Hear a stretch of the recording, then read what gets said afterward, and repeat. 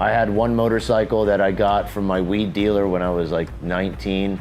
I think it was a ZX7R or a ZX5R, but it was a bike that was set up for racing. And to this day, I think he gave it to me because he wanted me to crash and die.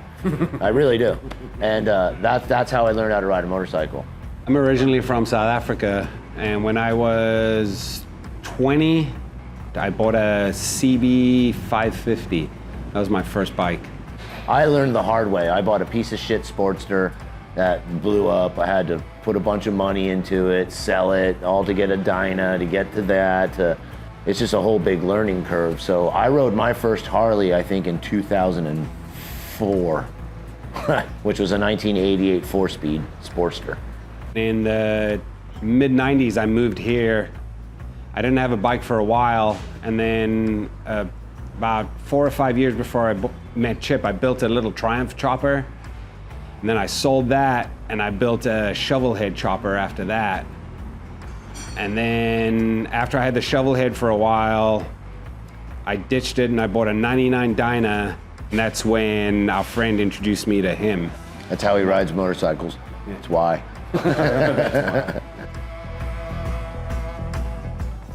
I don't know how to answer that question. What does it mean? It's fun to build something that, you know, when you're done and go and cruise it, you know, it's fun. There's no, like, fuck America, freedom. I don't feel that at all. I would say the way that we live, both of us, we're very similar, but the way that we live, we already live outside of the lines, you know? So we're not that corporate guy who hits a midlife crisis and goes and gets on a Harley and then it's just like, yeah, this is freedom, brother. Like, that's, I mean, we already feel that because of the way we live already, you know? Like, we're already outside of the lines, you know? We're already free. That's just a transportation device Yeah. that looks cool. And plus, we like to go fast, you know, so. I don't know if it's a rebellious feeling, but you know, when you're fucking ripping down the highway at 100 miles an hour, and you know, I don't know what that feeling is, but there's a feeling there that, yeah, there is an adjective for it. I just don't know what it is. There's a feeling that you get when you're hauling ass on a motorcycle that we used to get when we used to ride skateboards when we were kids. You know, it's that same feeling that it's just we're older and our bodies can't skateboard anymore. So now we just hop on a motorcycle that can do 140 miles an hour and off you go, you know? So, I mean. I was selling a lot of weed my whole life. I'm from the East Coast of America, so I would come out here and we'd buy a bunch of weed and we'd take it back to the East Coast and sell it.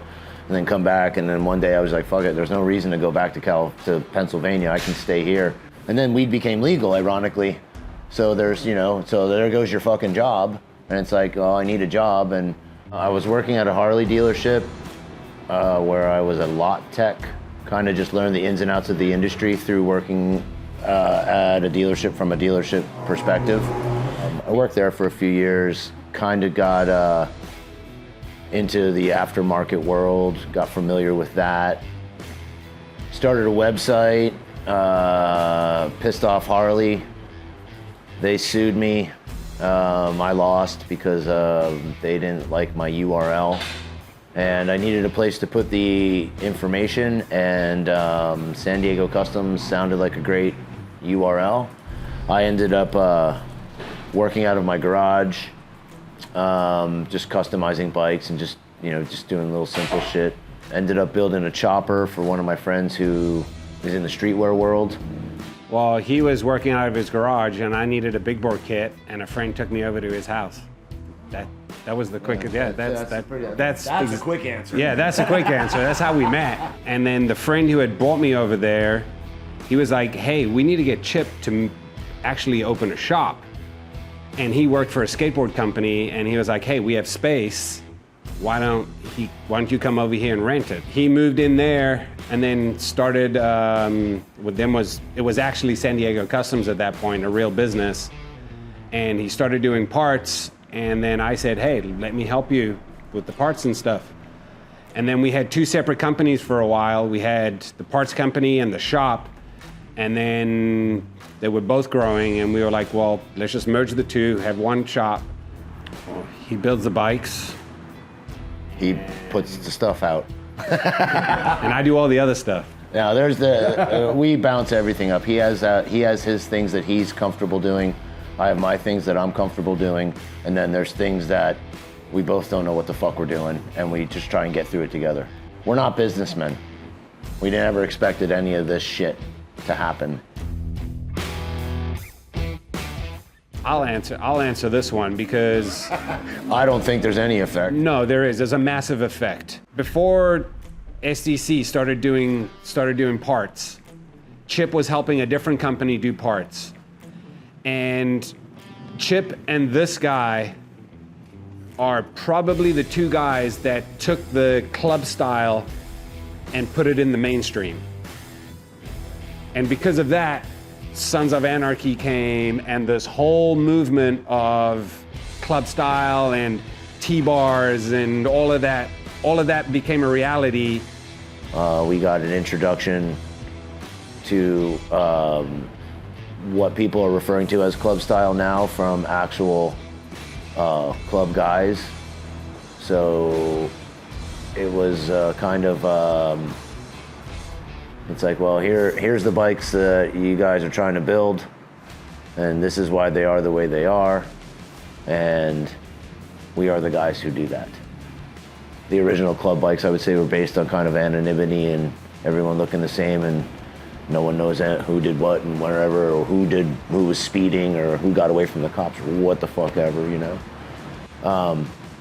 So we just added a little bit of style and flavor to it, and as it proceeded to grow, the performance aspect of things became quite prevalent in the Harley-Davidson world from a manufacturer standpoint, meaning some of the bigger companies in the world, Olin's, Brembo, you know, companies that are doing a lot of big OEM stuff, both automotive and motorcycles, started getting involved in realizing that there's a performance aspect to Harley-Davidsons they should probably address.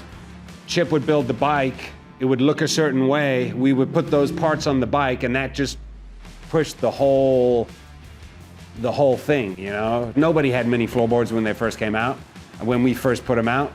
The original Harley foot pegs looked just like that, but they were rubber with the little ball. So we just made them completely out of billet.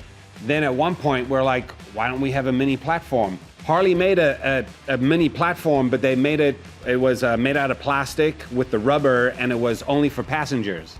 And we looked at that and we're like, well, why don't we make a CNC mini floorboard for the rider? And I mean, that was the first one ever made. No one had made a mini floorboard before that. So we made it, and it started taking off, you know? I mean, everybody now, everyone's club style this, club style that. Every country in the world has a club style Instagram. I mean, even Harley-Davidson. Now they have their, you know, club style. I forget what they call it, but Harley has their whole, you know, alternate, you want to be fucking club style, this is the kit you need. And you're just like, well, this doesn't make any sense, you know? But they won't give any credit to the actual club. Yeah. I think we're more of the black sheep of the industry. Most sheep are white. All the sheep are white. And then every now and then you have the ones that are different. They're the black sheep. Those are the people that are do things a little differently, you know, than everybody else.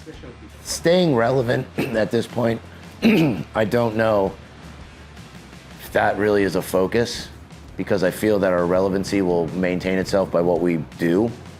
It's being able to do what we do. You know, on another level, HPI, you know, when we hooked up with them, they were a big company, but not as big as they are now. We helped each other grow exponentially because they had the ability to make things that we couldn't make, that we needed, that they would never make. Air cleaners for carburetors and shit like that, you know, like we designed a bunch of stuff. I called up the dude and I was like, hey, can I take one of your air cleaners? I'm gonna cut it into pieces and fuck it all up and make it into what I want, and I'll send it back to you and you make it for me. And he goes, good fucking luck. Send it back to him, I still have the original. Looks like a hunk of shit. And that's what comes back. You know, everything that we needed, you know, and they hate carburetors. We don't owe anybody anything. We don't want to owe anybody anything. We like to be as close to zero as possible. meaning that you can never say, hey, you owe me fucking 100 grand. Because this industry will eat you up quick and put you in a position where, you know, you make a wrong move, all of a sudden you're, you know, 50, 60 grand either way, in debt, a fucking shelf full of parts that aren't moving. I would say Kraus, HPI, Saddleman, bunches. I mean, pretty much anyone we deal with, we consider our friends. Over the past, you know, 15, 20 years, you know, I don't know how much you know about Sacha, but, you know, he's a fucking genius. He's from the future, you know that, right? I used to look at him like what the, how does this dude fucking build this shit, you know? He literally was a one-man fucking machine. Just He's be a like, good builder. Oh, I need a frame. I'm gonna make a loop frame, and I'm just gonna quick whip it out and throw a motor in it, and all of a sudden you're like, what the fuck, dude? It's a weird game as far as for companies, but we have our core companies that we are friends with, and you know, we got their back, and I feel that they got ours. Next year, I think business will get better too. This last year business has been okay, but the economy has not been good. So I think, and the world's crazy, and that doesn't ever help. Completely anything. nuts. But I think next year will be different. We can't seem to grow enough to where, you know, use Kraus as an example. He's got a whole team. I mean, today he was like, dude, I go to work 2-3 days a week. I can work from home, get all my shit done. My team can manage everything. We don't have the money because we're in California, and nor do, you know, our team is 4 people, and that's a solid team, you know, and that gets the job done. Yeah, we're almost to that hump where we could grow a little bit more, but right now we're at the apex right now where we should hire some more people to make our lives a little easier, but then monetarily it's very difficult. Right now we're just trying to do the projects that we have and get them done the best we can. We want to go to Japan, we want to go to Italy, we want to go to fucking Florida and Sturgis, and that's just 4 things. You know, and you see like how there's only, it's very hard logistically for us to figure out a plan. Like, okay, we're gonna split for a week, we'll be back. You guys can do this.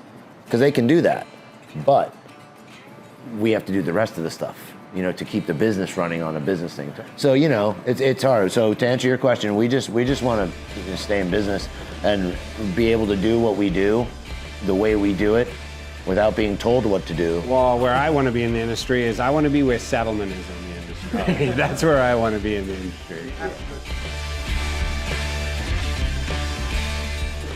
Message to the viewers. Simple message. Fucking nothing matters. Nothing's real. Yeah.